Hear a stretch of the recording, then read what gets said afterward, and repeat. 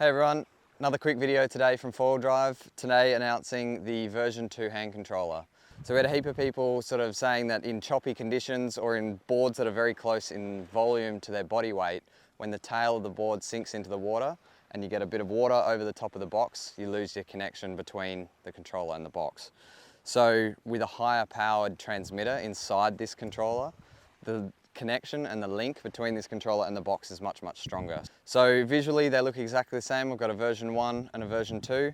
Same controller, same features, same functions, all of that kind of stuff. I've got Dom down here with me today. We're going to do some tests between the version 1 and the version 2.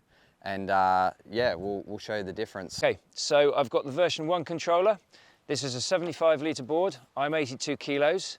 So I'm going to try and show you, first of all, with the version 1 controller, how soon the connection is lost as the box goes underwater. I'll then change over to use the version 2 controller, do exactly the same thing, and hopefully you guys will see exactly how much of a difference the extra signal strength makes in keeping the connection to your controller. So we thought we'd just throw in a quick clip here of Dominic having very good technique on flat water where there's no bumps or swirl or chop or anything like that. So he's lying on the board, he's letting the board accelerate forward to start making a bit of a bow wave before he climbs up to his knees. And this keeps the box up and the tail of the board up to keep the box out of the water. And as you can see with the version 1 controller, he is able to use a low volume board. So now we're moving to the bad technique. Again, this is a negative volume board for Dominic.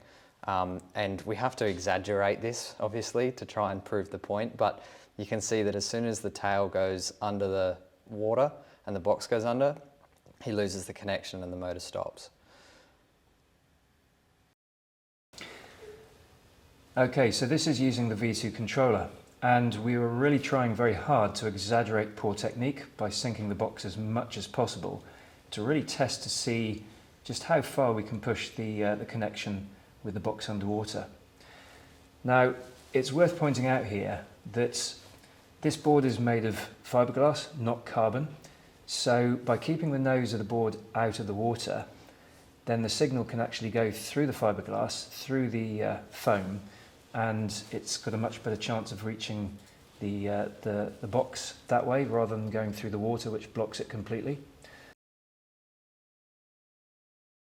This new V2 controller, the signal strength is so good.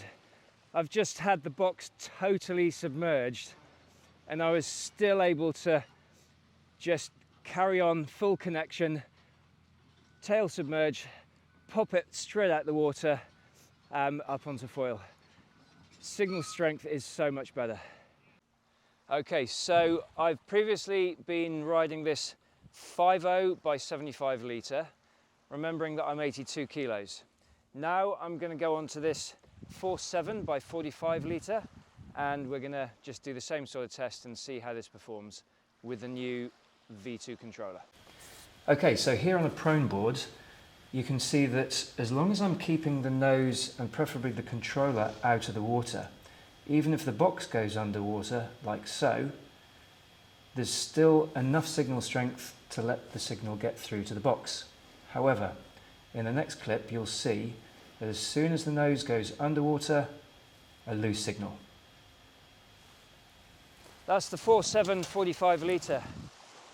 Obviously the signal strength with this new V2 controller is so much stronger that it does allow you to have the box underwater for short periods of time and not lose connection.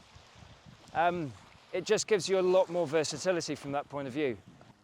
There are a few other little tricks that I've found out. If you have the nose of the board out of the water, much better signal. If you hold the actual controller on the side of the board, then it retains the signal for a lot longer as well. So those two little tricks, and I'm sure that there's others that people will pick up along the way, and I hope you'll all share anything that you find that helps on the 4-wheel drive community. But yeah, this is a real help, the new V2 controller. One last thing we did forget to film down there on the beach is that if you do lose signal and your box goes underwater and your controller's not responding, it's very important to make sure that you're just calm and collected and take your finger off the trigger wait for half a second with the box at the surface again so that it regains that connection. It takes half a second to reinitialize, then you can pull the trigger and start going again. So if the box goes under and you're just sitting there going, come on, let's go, it will never have time to reinitialize and get started again. So let the board come to the surface. You can see on the controller whether you've got signal to the box. We understand these are a bit hard to read and a bit small sometimes in the sun, so let everything come to the surface, take your finger off, wait half a second, then pull the trigger and away you go again. Also, the new version 2 controllers are fully compatible with both the Assist and the Assist Plus, but there's no feature change in terms of if you use this with the Assist, you still don't get the telemetry and all that kind of stuff on the screen. That is a feature for the Assist Plus. So yeah, new version 2 controllers, they've been shipping out for about a month now with all 4-wheel drive Assist Pluses and Assists and as spare parts. So yeah, if you've already got one that says V2, you're good to go. Otherwise, you can just grab a new controller on our website.